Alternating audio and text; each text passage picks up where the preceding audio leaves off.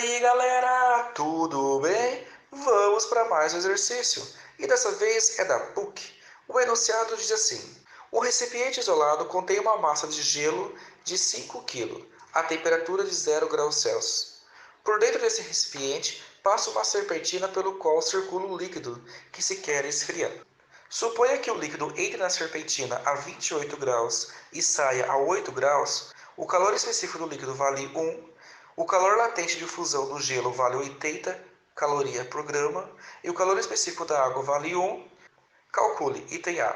Qual é a quantidade total de líquido em quilo que deve passar pela serpentina de modo a derreter todo o gelo? Item B.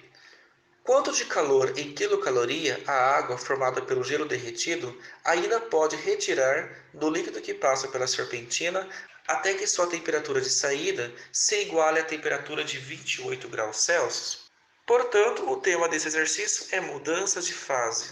E as ideias fundamentais são mudança do estado físico do sólido para líquido, calor sensível e calor latente.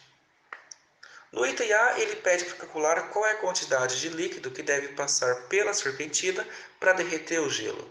É necessário fornecer ao mesmo uma quantidade de energia, e ela equivale ao calor latente, ou seja, a massa vezes L. Portanto, se nós temos 5.000 gramas e o calor latente vale 80, fazendo a multiplicação, nós temos que para derreter todo o gelo, precisamos de 400.000 calorias, ou seja, 400 quilocalorias.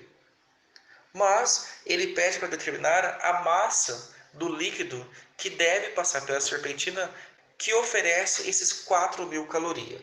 Portanto, a quantidade de calor do gelo deve ser igual à quantidade de calor do líquido, que é igual a massa vezes C vezes ΔT. Repare que neste momento nós estamos utilizando o calor sensível.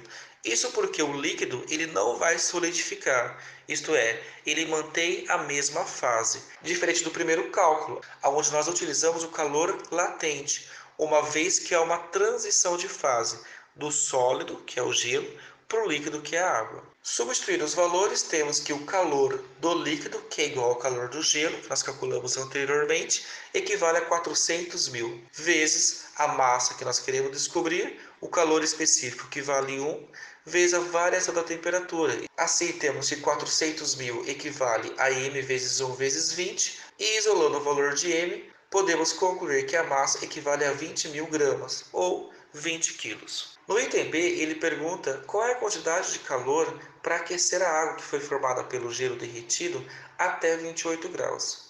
Note que agora nós vamos utilizar a equação do calor sensível. Isto porque todo o gelo já foi derretido e agora ele encontra no estado líquido.